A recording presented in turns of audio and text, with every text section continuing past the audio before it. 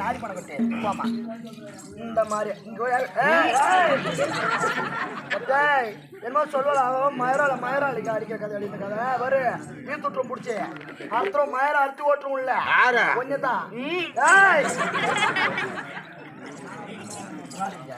ஏண்டி